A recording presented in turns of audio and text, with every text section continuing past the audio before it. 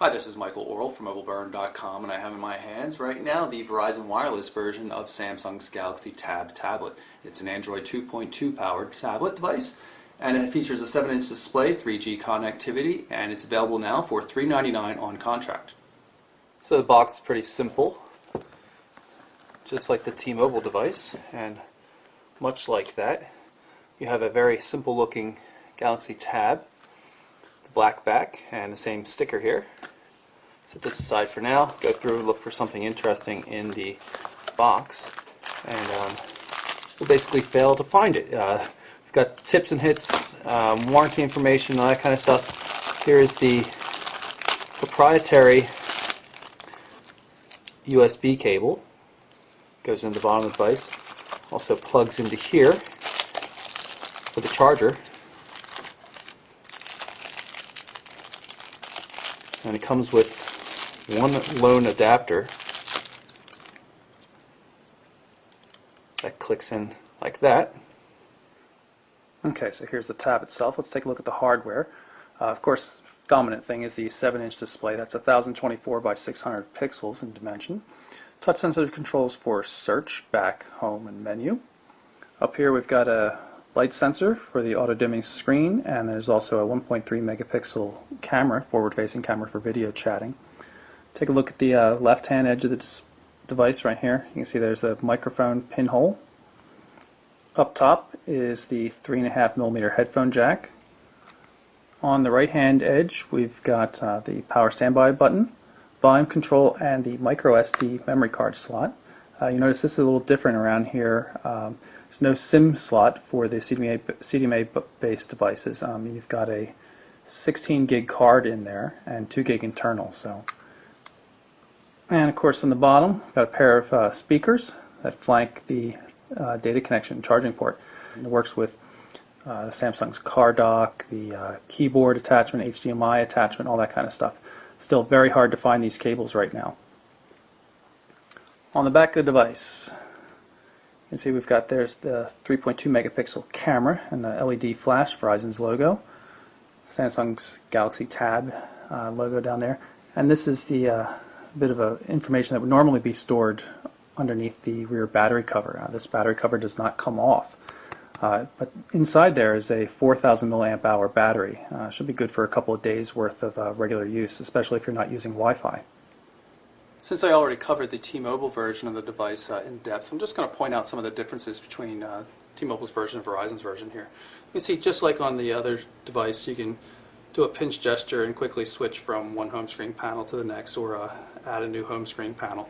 But one of the differences is that you can actually set the panel preference for which one's going to be activated when you press the home button. So right now I have it set to go to this one. And if I wish, I can change this one to the home screen panel, and it'll take me here. Take a look at the main menu. See, it's a normal TouchWiz 3 kind of grid of icons. You'll notice when I hit the menu button, it shows me edit mode, but there's no list mode, so you can't switch to different types of the main menu. You can move things around, though. For example, I can take the voice search, long press it here, and drag it to the prior screen somewhere. You can rearrange things as you like. Hit the back button when you're done. Right here, VCast apps. Won't see this on other carriers. VCast apps, VCast music, VCast song ID, identifying songs obviously, purchasing music, and Verizon's own application store. Even though you still have access to the Android market, Verizon has its own application store. I have to admit that not all of the apps look very good on the Tab, considering it has that oddball 1024 by 600 screen resolution. Some of them, fit only a corner. It's not been real impressive so far. There are a few good applications in it, though. You'll just have to search around. Let me go into the VCast music store right now.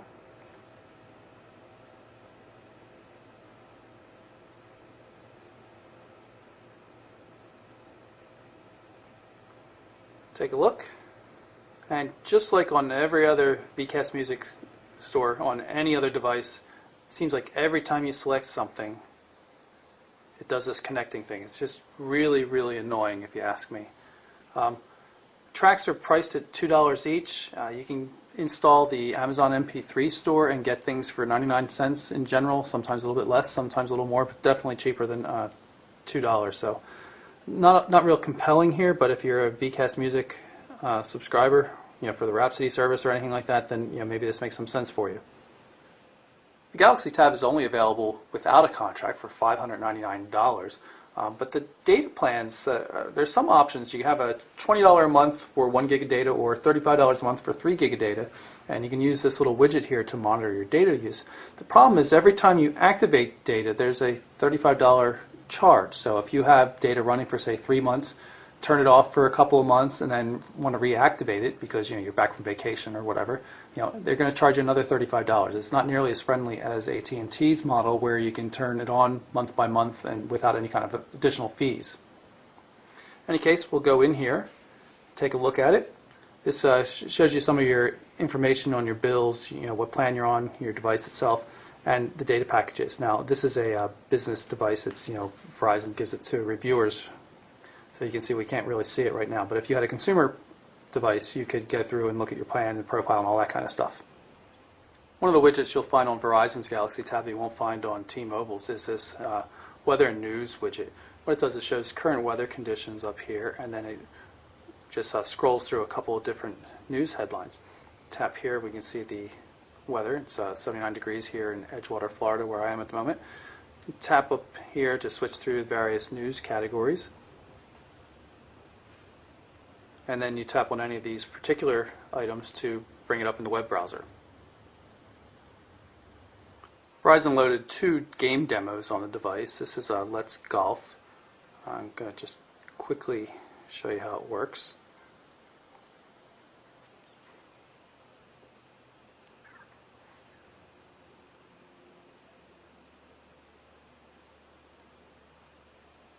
I'm going to long press the home button here. Show you a couple things. First, here's the Task Manager. Shows you which applications are running, allows you to clear out some RAM and things like that. I'm going to show you a couple of bugs. I'm going to long press the home button here to bring up the recent apps in addition to the Task Manager button. I'm going to pull up WeatherBug. I'm going to show you what happens when an application doesn't fully support the 1024 by 768 resolution on the tab screen. Now everything looks pretty much okay except for this large black border, but that's not the real issue here. In general, the applications that run in this mode run okay, but if you look at this one, the touchscreen stuff's not syncing up. I'm pressing on the sun here and it's hitting that button. I hit that button and it goes to the next button. It's not how it's supposed to work. And when you throw the device into landscape mode, and let me zoom in a little. When you throw the device into landscape mode, you see it's even worse. I can't get any of these to work at all. Pull up a web page or two. Let's go to Wikipedia. You can see what it looks like. Flip it back into landscape mode here since that looks best on the video. See, quite readable. Everything looks pretty nice.